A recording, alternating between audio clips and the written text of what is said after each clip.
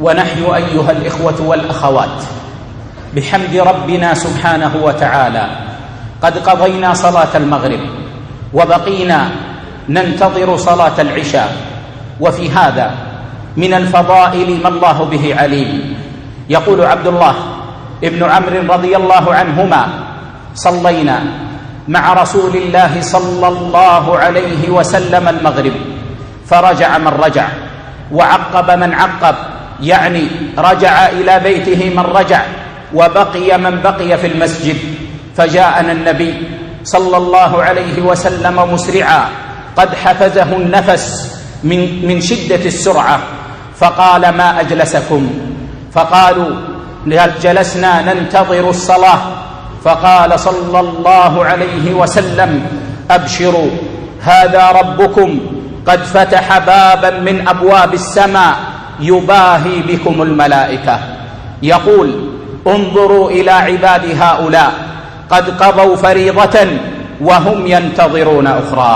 وهذا الفضل يقع لكل مؤمن بالله يقضي فريضة ثم يمكث في بيت الله محبا لبيت الله ينتظر الفريضة الأخرى. أيضا نحن إن صلينا المغرب ثم بقينا نذكر الله ونتعلم العلم ثم صلينا بعدها العشاء، فإن النبي صلى الله عليه وسلم ذكر لذلك فضلا، فقال صلى الله عليه وسلم: صلاة في إثر صلاة لا لغو بينهما كتاب في عليين. لا إله إلا الله. إذا صلى المسلم صلاة ثم أمسك لسانه فلم يقل به لغوا وإنما قال به الخير حتى قضى الفريضة الأخرى الصلاة الأخرى، ما ثوابه؟ يكتب الله له كتابا في عليين. وما أدراك ما عليون؟ إنه كتاب كريم يشهده المقربون. لا إله إلا الله. هذا النبي صلى الله عليه وسلم عد مثل هذا العمل من الرباط في سبيل الله.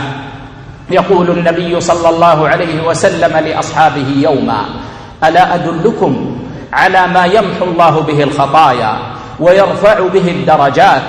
فيقول الصحابة فرحين بهذه البشارة: بلى يا رسول الله، كل مؤمن أيها الأحبة يحب أن تمحى عنه السيئات وأن ترفع له في الجنة الدرجات.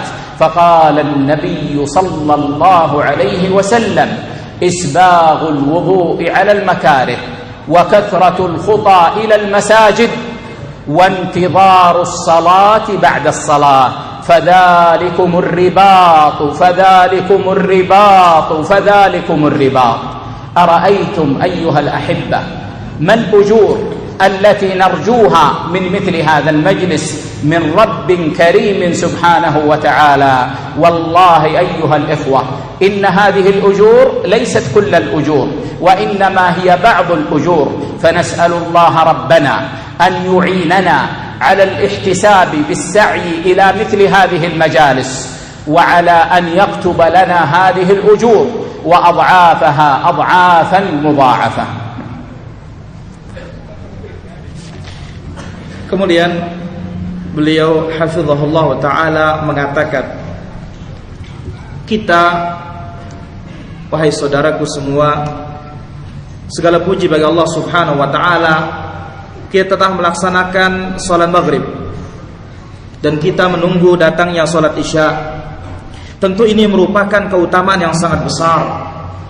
Hal ini telah dikemukakan oleh Abdullah bin Amr radhiyallahu anhuma. Dia mengatakan, kami salat bersama Rasulullah sallallahu alaihi wasallam salat maghrib. Maka pulanglah sebagian sahabat yang pulang ke rumahnya dan berdiamlah sebagian sahabat yang berdiam di masjid. Maka tiba-tiba Nabi sallallahu alaihi wasallam datang dengan tergopoh-gopoh.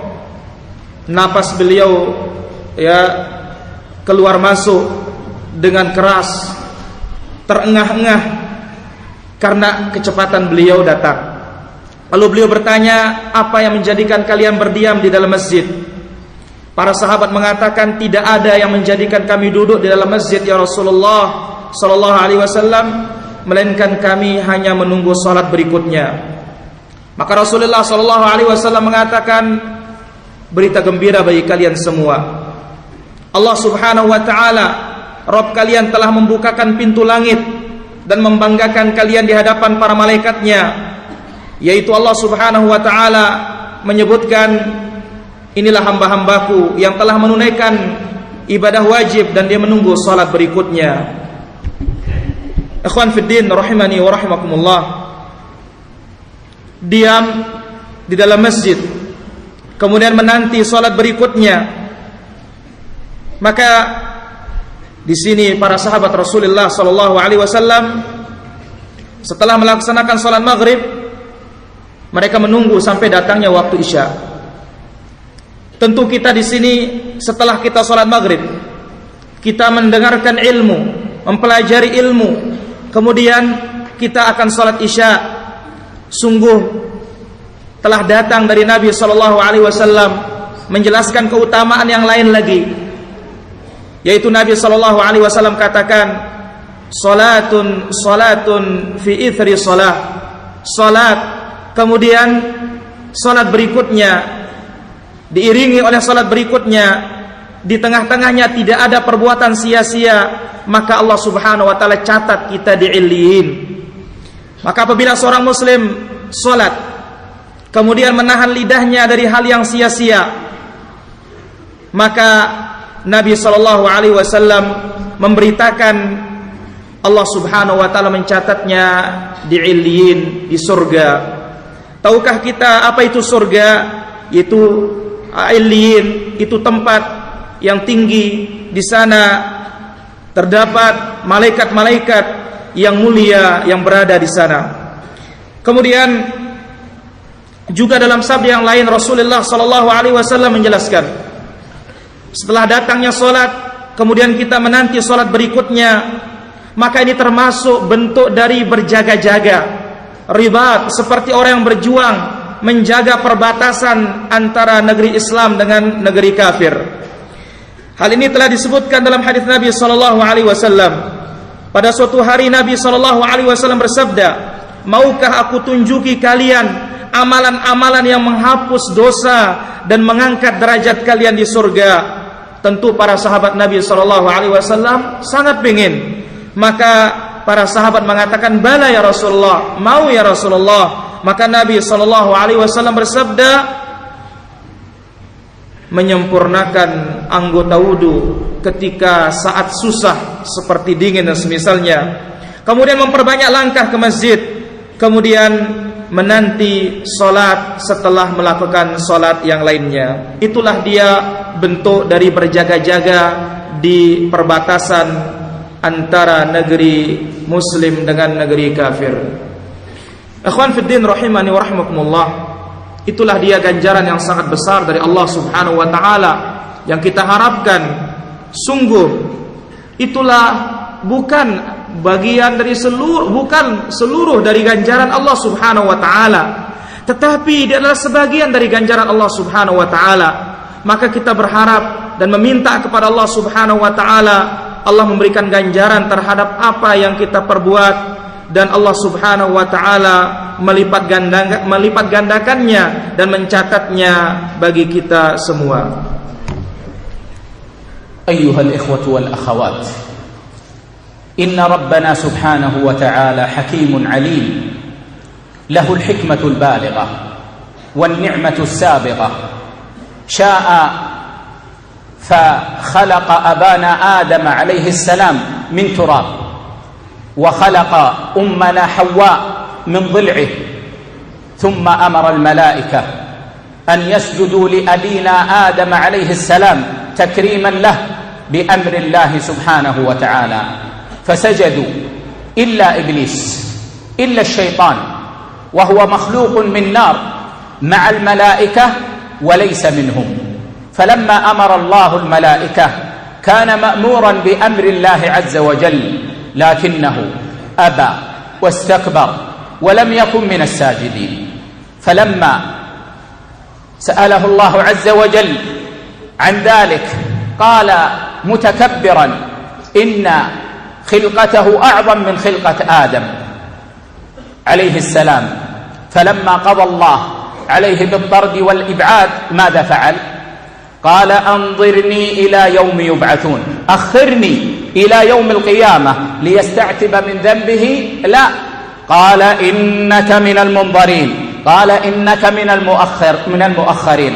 قال فبما أغويتني، أقسم بين يدي الله عز وجل، فبما أغويتني لأقعدن لهم صراطك المستقيم ثم لآتينهم من بين أيديهم ومن خلفهم وعن أيمانهم وعن شمائلهم ولا تجد أكثرهم شاكرين. يعلم أن صراط الله هو المستقيم. قال لأقعدن لهؤلاء العباد لبني آدم على صراطك المستقيم، أصدهم عن هذا الصراط ثم لآتينهم من كل طريق يمكنني أن آتي منه لأصدهم عن هذا الطريق. فأهبط الله عز وجل أبانا آدم وأمنا حواء للحكمة العظيمة التي من أجلها خلقنا، وأهبط الشيطان لحكمة عظيمة. أهبط أبانا آدم عليه السلام وأمنا حواء لنعبد الله سبحانه وتعالى، فإن الله ما خلقنا إلا لعبادة الله على هذه الأرض، وما خلقت الجن والإنس إلا ليعبدون. وأهبط الشيطان ابتلاء لنا ليتبين الصادق من الكاذب والثابت من المضعضع، ولم يجعل للشيطان علينا سلطانا. ولذلك قال الله عز وجل لا تتبعوا خطوات الشيطان، لا تتبعوا خطوات، ما قال الله لا تتبعوا الشيطان، قال لا تتبعوا خطوات الشيطان. قال العلماء وذلك لأمرين عظيمين. أما الأمر الأول فهو أن الشيطان لا سلطان له علينا، وإنما هو يمشي أمامنا ونحن إن شئنا مشينا وراءه. والأمر الثاني أن الشيطان لا يأتينا ليوقعنا في المعصية مباشرة في الغالب، ولكنه يأتينا بخطوة خطوة، يأتينا بخطوة قد تكون طيبة ثم يقودنا إلى خطوة أخرى ثم إلى خطوة أخرى حتى نقع في معصية الله سبحانه وتعالى. Kemudian beliau hafizahullah ta'ala menjelaskan, sesungguhnya Allah subhanahu wa ta'ala Rabb kita maha bijaksana dan maha tahu. Allah subhanahu wa ta'ala memiliki hikmah yang sangat tinggi dan memiliki nikmat yang sangat luas. Allah subhanahu wa ta'ala menciptakan apa yang ia kehendaki.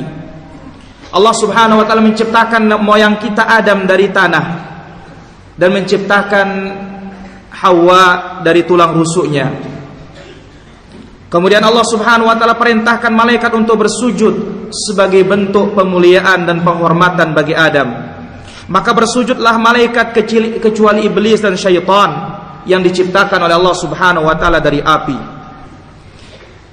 Iblis bersama malaikat tetapi bukan dari golongan malaikat. Ketika Allah subhanahu wa ta'ala memerintahkan malaikat dan iblis untuk bersujud, maka para malaikat bersujud dan iblis pun sombong dan angkuh tidak mau bersujud kepada Adam alaihi salatu wassalam. Kemudian Allah subhanahu wa ta'ala tanya dia, kenapa engkau tidak sujud? Maka dengan congkak dan sombong dia mengatakan, ya Allah, engkau telah menciptakan dia dari tanah, dan adapun aku, engkau ciptakan aku dari api. Maka Allah subhanahu wa ta'ala usir dia dari kerajaan langit. Lalu apa dia katakan ketika Allah subhanahu wa ta'ala mengusir dia? Ya Allah, berikanlah aku tangguhan, berikanlah aku perpanjangan waktu. Ya, maka Allah subhanahu wa ta'ala pun memberikannya kesempatan. Tetapi perpanjangan waktu bagi iblis, apakah dia untuk bertaubat? Jawabannya tidak. Dia diberikan tangguhan waktu, justru iblis ingin menyesatkan anak Adam dan keturunan-keturunannya. Lalu sebagaimana Allah Subhanahu wa taala katakan, karena Allah Subhanahu wa taala, karena engkau telah menyesatkan karena engkau telah menyesatkan aku, niscaya aku akan halangi mereka dari jalanmu yang lurus. Kemudian aku akan datangi mereka dari hadapan mereka, dari kiri kanan mereka. Ini cara iblis untuk menggoda dan menjerumuskan anak Adam dari jalan Allah Subhanahu wa taala. Iblis dengan berbagai macam cara dia menyesatkan anak Adam dari jalan Allah Subhanahu wa taala yang lurus. Dari semua sisi dia mengetahui jalan Allah Subhanahu wa taala lurus, maka dia ingin sesatkan anak Adam ini dari berbagai macam cara dan dengan berbagai macam jalan. Maka Allah Subhanahu wa taala turunkan Adam ke bumi ini dengan hikmah yang sangat agung. Kemudian juga iblis diturunkan ke bumi ini dengan hikmah yang sangat agung pula. Allah Subhanahu wa taala menurunkan Adam ke bumi ini dengan hikmah yang mulia dan agung, yaitu agar beribadah hanya kepada Allah Subhanahu wa taala. Sebagaimana Allah Subhanahu wa taala firmankan, "Wa ma khalaqtul jinna wal insa illa liya'budun." Tidaklah aku menciptakan jin dan manusia melainkan hanya beribadah kepadaku, yaitu kepada Allah Subhanahu wa taala. Kemudian Allah Subhanahu wa taala mengusir dan menurunkan iblis ke bumi ini untuk apa? Tentu dengan hikmah, agar nampak dan agar jelas mana yang jujur dan mana yang bohong, mana yang beriman dan mana yang kafir kepada Allah Subhanahu wa taala. Tentu iblis tidak punya kekuasaan terhadap Adam dan keturunannya. Maka Allah Subhanahu wa taala sebutkan dalam Al-Qur'an, "Wala tattabi'u khutuwati syaitan." Janganlah kalian mengikuti langkah-langkah syaitan. Para ulama kita rahimahumullah taala, dalam ayat ini ada dua perkara yang sangat besar. Yang pertama, sesungguhnya setan itu tidak punya kekuasaan bagi kita. Setan ini dia hanya mengajak, dia berdiri di depan kita. Kalau kita mau ikut dia, maka kita akan mengikutinya. Kalau tidak mau, maka kita tidak akan mengikutinya. Perkara yang kedua, sesungguhnya syaitan itu tidak datang begitu saja langsung menyesatkan kita, tetapi selangkah demi selangkah. Di awal-awalnya dia mendatangkan kebaikan, kemudian dia menggeser dan mendorong kita dan mengajak kita sedikit demi sedikit, yang akhirnya kita akan terseret dan ikut dan terjerumus dalam kesesatannya. Wa qad akhbarana an-nabiy sallallahu alaihi wasallam anna asy-syaitan yajri min ibni Adam majra ad-dam, fahuwa yuwaswisu li wa yuwaswisu lak ويوسوس لك يا أختي ليلا ونهارا رغبة في إغوائنا وأن نضل عن الصراط المستقيم، وهو لا ييأس من الإنسان مهما بلغ حاله ومهما بلغ صلاحه، بل هو مجد في الوسوسة، مجد في دعوة المسلم إلى أن يقع في الضلال. ولذلك ذكر الذهبي أن الإمام أحمد رحمه الله عز وجل لما كان في مرض الموت غشي عليه وكان يقول بعد بعد بعد بعد، فلما أفاق قال له ابنه عبد الله: يا أبتاه إنك كنت تقول وأنت في غشيتك بعد بعد. فقال: يا بني إن الشيطان تمثل لي وقال: فتني يا أحمد، فتني يا أحمد، لم أستطع أن أغويك، لم أستطع أن أغويك، فتنت بالقول بخلق القرآن فأبيت أن تقول بخلق القرآن، وثبت على القول إن القرآن كلام الله سبحانه وتعالى، وفتنت بالمال فلم تبتسم بالمال، وها أنت الآن على فراش الموت، فتني يا أحمد.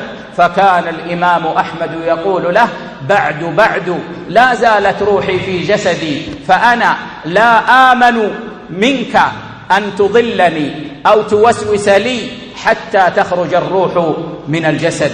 وهذا أمر ينبغي أن ندركه، فإن بعضا منا أيها الإخوة قد يرزقه الله استقامة فيكون على حال طيبة فيغتر بنفسه ولا ينتبه ولا يحذر من الشيطان، فيدخل إليه الشيطان من طريق غفلته حتى يوقعه في ذنب ثم يجرجره شيئا فشيئا عن طريق الاستقامة. فعلينا أن نسير على طريق سلفنا الصالح رضوان الله عليهم الذين كانوا يحذرون من الشيطان حذرا شديدا ولا يغترون بحالهم ولا بصلاحهم، وإنما يسألون الله عز وجل الثبات ويحذرون من وساوس الشيطان. Kemudian beliau hafizahullah ta'ala mengatakan, Nabi kita sallallahu alaihi wasallam telah memberitakan kepada kita bahwasanya syaitan itu berjalan di tubuh manusia ini di mana tempat darah itu berjalan dan mengalir. Dia selalu menggoda kita dan mengganggu kita, laki maupun perempuan, siang dan malam, dengan tujuan ingin menyesatkan kita. Maka bagaimanapun kesalehan seseorang, maka dia harus berusaha untuk menjaga tipu daya dan gangguan-gangguan syaitan. Sebagaimanapun kesalehan seseorang, setan berusaha untuk menggodanya dan mengganggunya, mengajak seorang muslim untuk jatuh ke dalam kesesatan. Telah disebutkan oleh Imam Az-Zahabi rahimahullah ta'ala tentang kisah Imam Ahmad rahimahullah ta'ala ketika beliau sakratul maut. Imam Ahmad rahimahullah ta'ala mengatakan belum. Ketika dia siuman dan sadar dari pingsannya, berkata anaknya Abdullah, "Wahai bapakku, tadi kenapa engkau mengatakan belum?" Lalu dia menceritakan, "Wahai anakku, sesungguhnya syaitan datang dan berkata kepadaku, wahai Ahmad, sungguh aku belum bisa menaklukkan kamu. Aku belum mampu untuk menjerumuskan kamu. Ketika terjadi fitnah, Quran dikatakan makhluk, engkau tetap tegar dan sabar mengatakan Quran adalah kalamullah.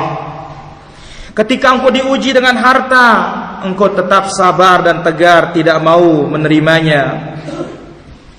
Inilah Imam Ahmad rahimahullah ta'ala ketika dia berada di atas kasur kematian, dia tetap meyakini dan mengatakan bahwa syaitan tetap menggodanya dan dia belum selamat dari gangguan dan godaan syaitan. Dia pun mengatakan, selama nyawaku masih berada di badanku, maka aku belum merasa aman dari gangguanmu, sehingga nyawaku keluar dari jasadku. Ikhwan fiddin rahimani wa rahimakumullah, kita berdoa kepada Allah subhanahu wa ta'ala agar kita terhindar dan terjaga dan tetap istiqamah. Seorang bagaimanapun istiqamahnya, atau sebagian diberikan keistiqamahan oleh Allah subhanahu wa ta'ala, lalu dia terperdaya dan tertipu akan dirinya, sehingga syaitan berusaha untuk menggodanya dari sisi-sisi kelalaiannya. Akibatnya dia tertipu dan terperdaya dan mengikuti syaitan sedikit demi sedikit. Oleh karena itu kita berusaha untuk mengikuti jejak generasi salafus saleh, pendahulu kita yang saleh ridwanallahu anhum ajma'in, yang mana mereka sangat takut dan sangat waspada dari gangguan dan bisikan-bisikan syaitan. Janganlah kita terperdaya, janganlah kita tertipu dengan keistiqomahan kita maupun dengan kesalehan kita. Kita meminta kepada Allah subhanahu wa ta'ala agar kita dihindari dari gangguan dan tipuan syaitan.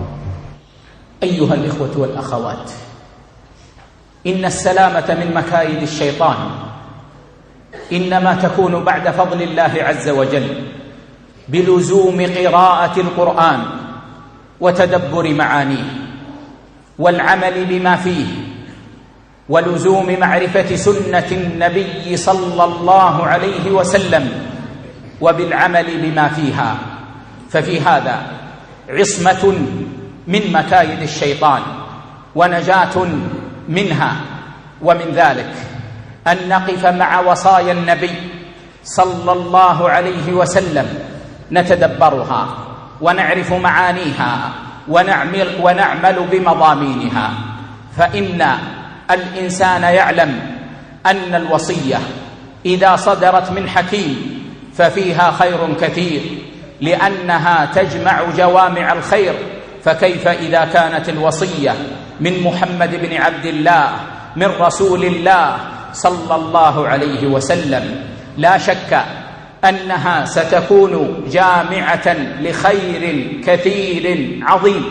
ومن ذلك وصية عظيمة جامعة هي وصية مودع من رسول الله صلى الله عليه وسلم، حكاها لنا صحابي جليل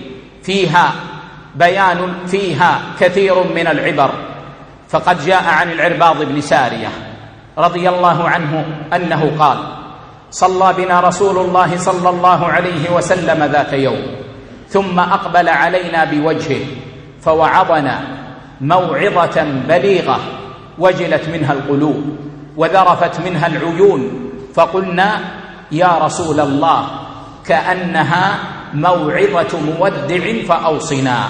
فقال صلى الله عليه وسلم موصيا: أوصيكم بتقوى الله والسمع والطاعة، وإن تأمر عليكم عبد، فإن من يعش منكم بعدي فسيرى اختلافا كثيرا، فعليكم بسنتي وسنة الخلفاء الراشدين المهديين، تمسكوا بها وعضوا عليها بالنواجذ، وإياكم ومحدثات الأمور، فإن كل محدثة بدعة وكل بدعة ضلالة.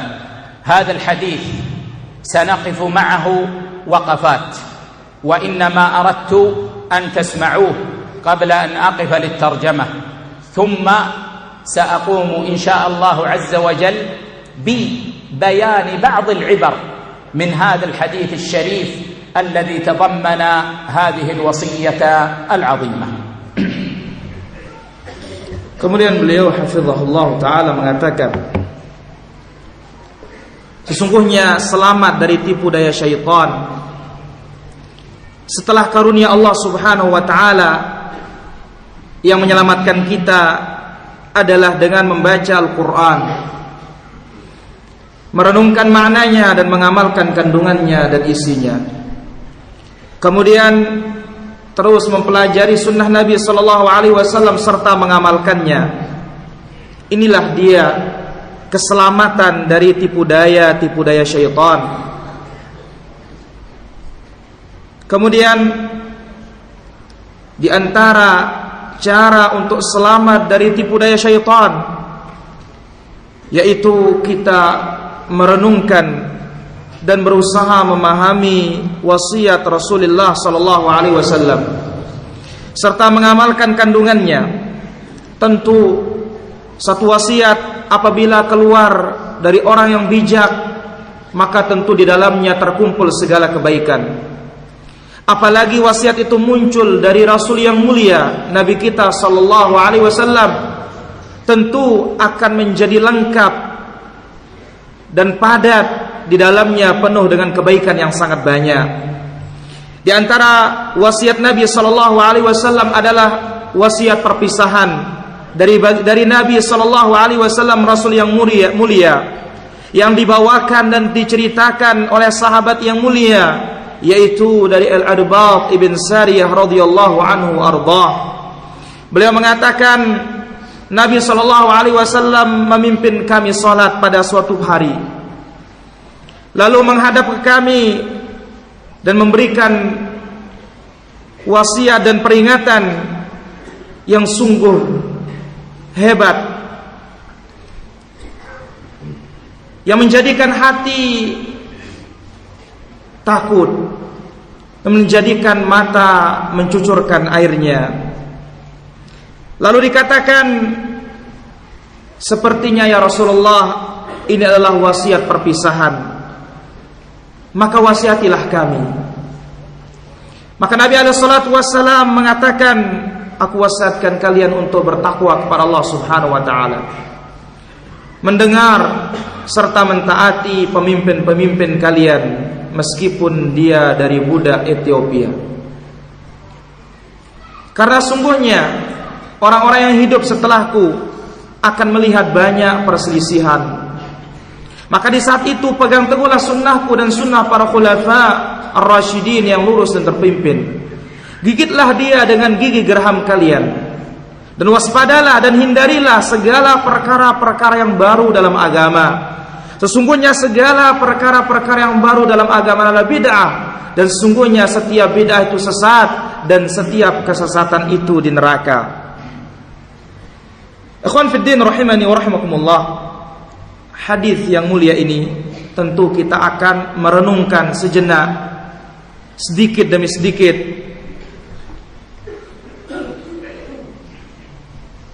Dan tentu